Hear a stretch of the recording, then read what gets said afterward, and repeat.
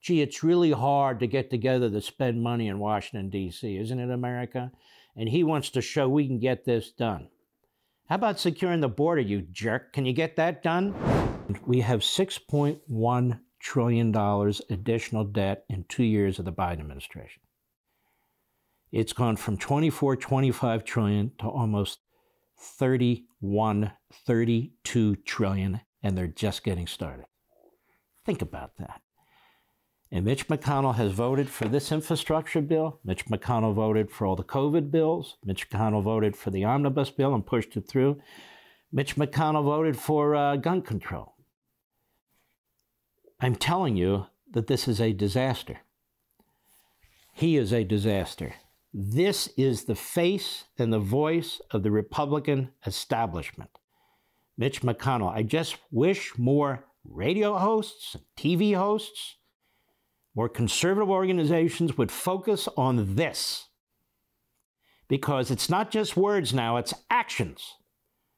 And it's getting away from us. And here he is with Joe Biden and a bunch of liberal Democrats and some rhino Republicans so thrilled. I haven't seen this man smile. So thrilled about the money they've spent and the way they spent it and the way they got around the American people and the other Republicans in the Senate. They're beside themselves. Listen to this. Let's go. Mitch McConnell. Well, good afternoon, everyone. This is a day I think many people in northern Kentucky thought might never happen. For those of us who've run for public office in Kentucky over the years, every time you came to northern Kentucky, the issue was how we're going to get the bridge built. And as all the Kentucky politicians can tell you, the issue of possibly tolling the bridges was very, very toxic. All right, let's hold on a second. You want to build a bridge? Build a bridge.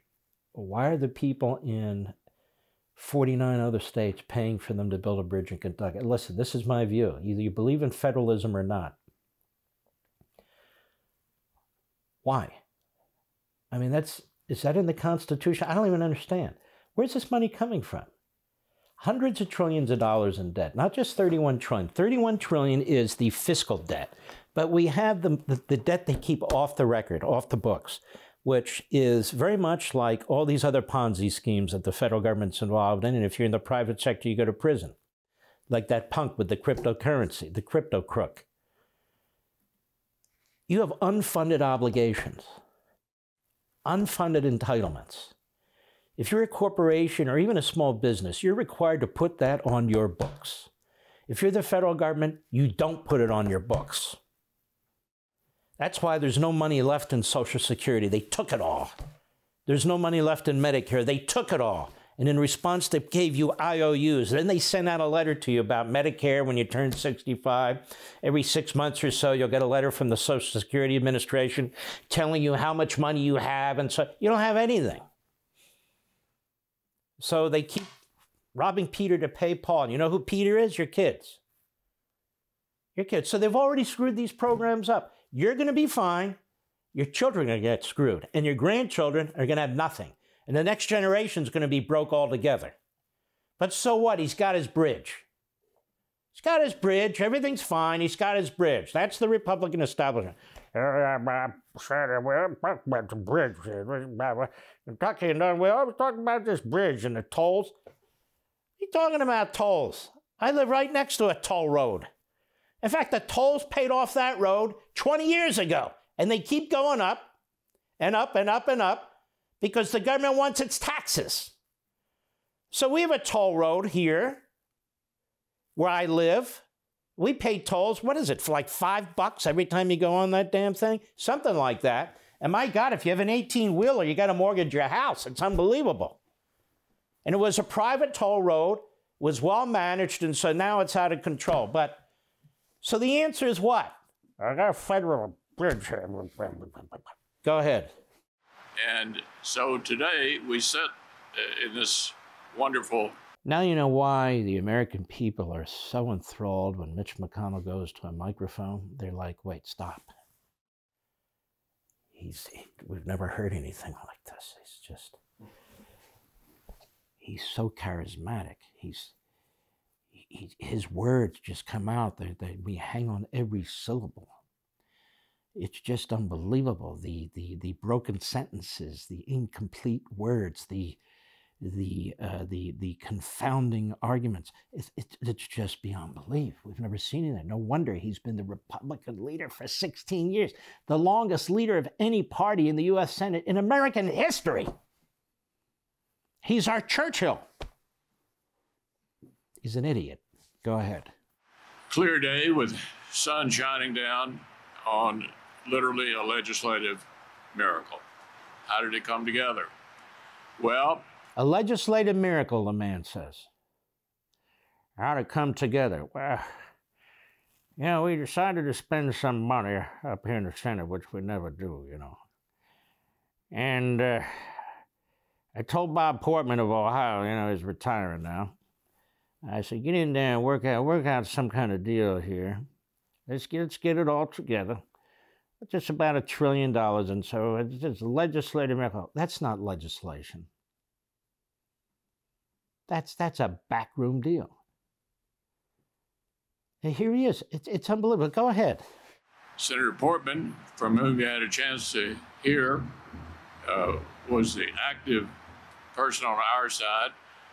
Several Democratic senators on the other side came together and began to talk about how we might be able to work together to get an outcome.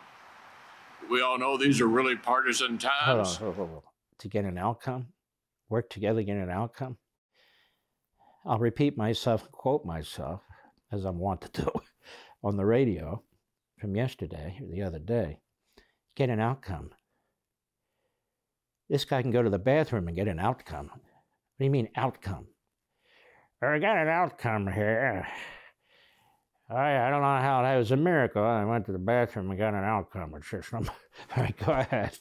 But I always feel no matter who gets elected, once it's all over, we ought to look for things we can agree on and try to do those, even while we have big differences on other things. And this bridge, I think, symbolizes the coming together of both sides on something. I'm waiting for like an accident to happen on that bridge. I don't mean to be rude or anything. Whoops, I mean, well, I gotta get another earmark up there. Get that bridge fixed up there. I don't know. Go ahead. Both sides thought it was important to try to get an outcome. Oh, they got another outcome. How's outcomes, man? I'll tell you what. A little bit of prune juice, get a good outcome there.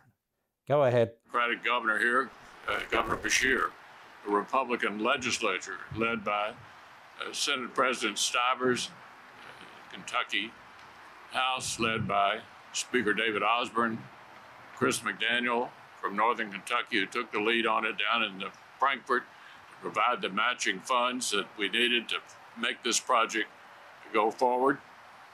So it's not just this project, but... Okay, hold on a second. It's a damn bridge. You spent $1 trillion to get your damn bridge? Is that what it's all about? No. There's some other projects here. We got a bike path, you know, over in the south part of Kentucky down there. We got a bike path, and we got some other infrastructure down. You know, we got an LGBTQ facility that was built there in New York. They wanted that. We went along with that as well here. Bipartisanship, that's what it takes, bipartisan. Gee, it's really hard to get together to spend money in Washington, D.C., isn't it, America? And he wants to show we can get this done. How about securing the border, you jerk? Can you get that done? No. How about giving us our energy back? Can you get that done? No. How about getting our streets back? Can you get that done? How about getting our classrooms back? Can you get that done? But I got a bridge to say right behind me. Bipartisan here. That's what we do here. Go ahead. Bill, the bipartisan infrastructure bill that the president signed, provides dramatic additional assistance. Just looking at the Kentucky side of the river, this project plus other projects, over $8 billion over the next 5 years. This is really quite significant. And as we know, even though it benefits us in Ohio and Kentucky, nationally, this was one of the big projects in the entire country. Yeah, it's too bad that most of the infrastructure bill actually doesn't go to bridges. It doesn't actually go to that kind of infrastructure. It goes to climate change. Want to see more Mark Levin? Go to LevinTV.com and subscribe now.